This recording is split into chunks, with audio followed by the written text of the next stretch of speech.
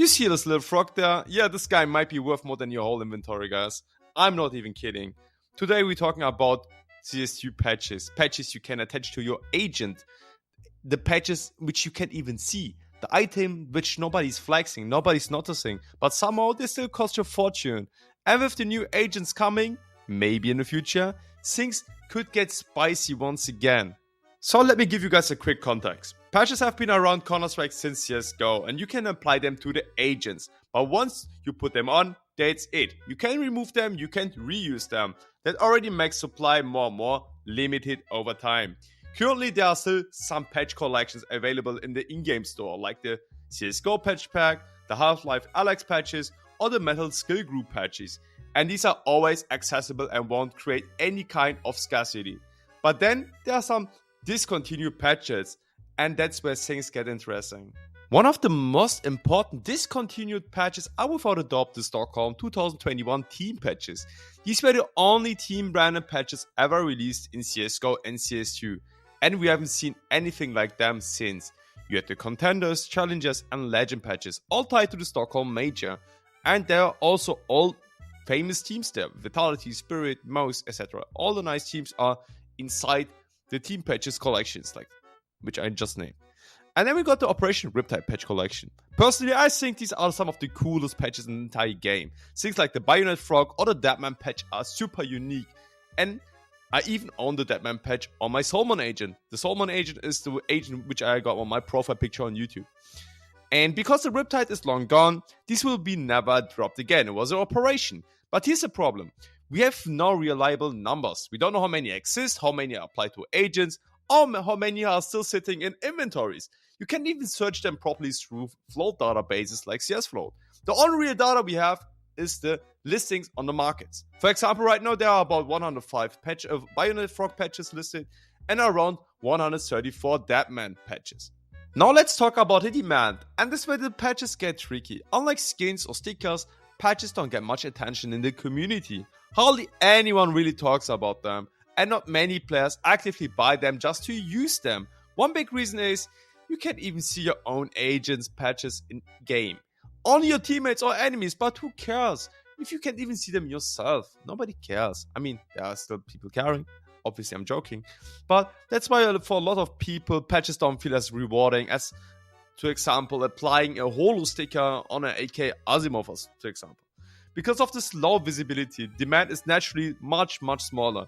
And honestly, that's also why some patches prices feel kind of manipulated. If hardly anyone is buying, the market is thin. A few listings can already set the price floor. It doesn't mean there's a massive demand behind it. It just means supply is super limited and could be controlled by a handful of holders. So while discontinued patches have potential, we need to remember this is a niche demand. It's not a broad CS community rushing to buy them. It's mostly collectors and a small group of investors keeping this market alive. So the big question, will prices go up again when the new agents get released? In my opinion, guys, a clear yes. Here's why. Supply is already super low, and if some people are hoarding multiple patches, every time someone applies one, that's one less in circulation. Forever. Eventually, we will get new agents someday. Maybe in the Armory Pass, who knows? But when they arrive, you can bet players will want to customize them with this discontinued patches. And remember, patches are kind of a niche item. The majority of players don't really care about them. But that also means there are enough to satisfy demand once the interest picks up again when they get released. Obviously, there could be also the potential they will release new patches, but still, they are not discontinued. People love rare things. And on top of that, you've got FOMO, fear of missing out. Imagine someone's favorite team patch from Stockholm is still relatively cheap, around 20 or 30 bucks in gold. And if you compare it with the most expensive Stockholm patch right now, Team Spirit goes for about $36. That's actually cheap compared to other rare cosmetics in Counter-Strike. If the demand spikes, price could definitely move. So yeah, I think discontinued patches, especially the Stockholm 2021 team patches and Riptide patches, could absolutely see a second life once new agents come into play. Who knows, maybe Valve even adds patches into the next Armory Pass when agents drop, which would make the market even more relevant again because people are actively seeing, aha, there are patches and I can apply them. Or maybe I will search for different patches. Oh, I see there's a crazy little frog. I will buy it for 400 euros and put it on my new agent. Okay, guys, what do you think? Will patches ever have their comeback moment?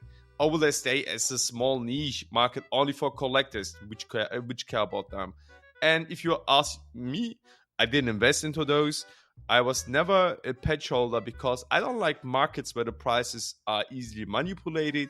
And I think the patches market is so small that I even could have an impact on it if I say, yeah, buy all the patches, they're discontinued. I think the demand is so small that I could manipulate the market as well, and I wouldn't do that. And yeah, anyways, guys, give me your opinion in the comments. What you think? Did you like the video? And yeah, see ya. Anyways, bye bye.